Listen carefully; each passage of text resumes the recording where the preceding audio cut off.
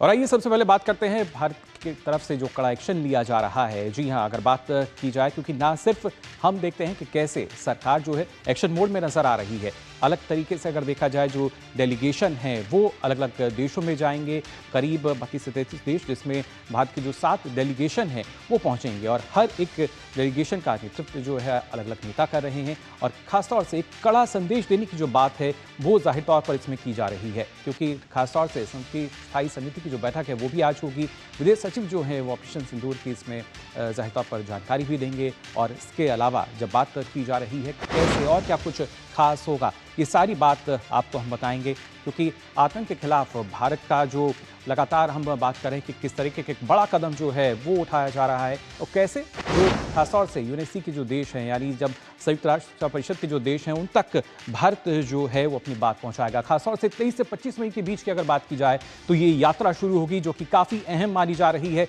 पाकिस्तान को बेनकाब करने के लिए। और इसमें आप बता दें, इसी पर विदेश सचिव जो हैं आज वर्तमान स्थिति पर एक ब्रीफिंग भी देंगे, जानकारी भी देंगे क्या स्थिति इस पर बनी हुई है। इसके अलावा आप बता दें 7 प्रतिनिधिमंडल का जो 2 चरण है उनकी जानकारी इसमें दी जाएगी कि किस तरीके से ये जो डेलीगेशन है ये आगे जाएंगे। दरअसल आप बता दें, हमले से सीज़फायर तक का जो ब्यौरा है वो ये जानकारी देंगे अलग अलग देशों में जाकर किस तरह की परिस्थितियां बनी थी और क्या यहाँ पर भारत ने कदम उठाया था। पहलगाम हमले के बाद भारत का जो ऑपरेशन सिंदूर है आखिर वो क्यों शुरू करना पड़ा, किस तरह की स्थिति थी, ये सारी जानकारी जो है डेलीगेशन देगा। और खासतौर से आखिर कैसे 23 मिनट में 9 आतंकी ठिकानों को तबाह किया गया था, जिस तरीके का हालात पैदा हुए थे। और खासतौर से पाकिस्तान और पीओके में सटीक कार्रवाई जो है वो भारत को क्यों करनी पड़ी, जवाबी कार्रवाई भारत ने की थी और उसमें हमने देखा था किस तरीके से कई पाक एयरबेस जो हैं उनको निशाना बनाया गया था। और हालांकि पहले हमने देखा था कि सीज़ फायर की जो सहमति बनी थी, लेकिन 10 मई को सीज़ फायर सहमति का भी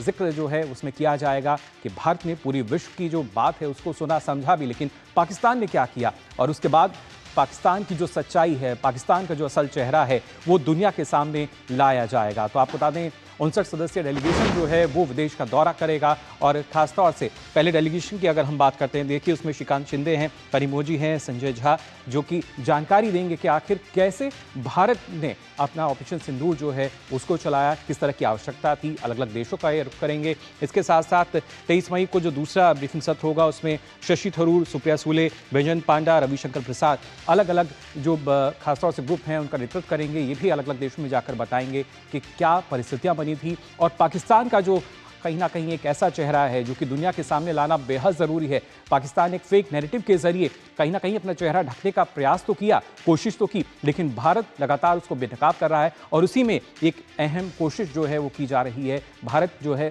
सख्त एक्शन लगातार यहाँ पर ले रहा है और उसी के तहत श्रीकांत शिंदे, कनिमोझी, संजय झा जो कि पहली ब्रीफिंग जो देंगे 20 मई को। और ख़ासतौर से इस सब के ज़रिए अगर देखा जाए तो कहीं ना कहीं अगर हम बात करते हैं कैसे जो पाकिस्तान का असली चेहरा है वो सबके सामने आएगा। इस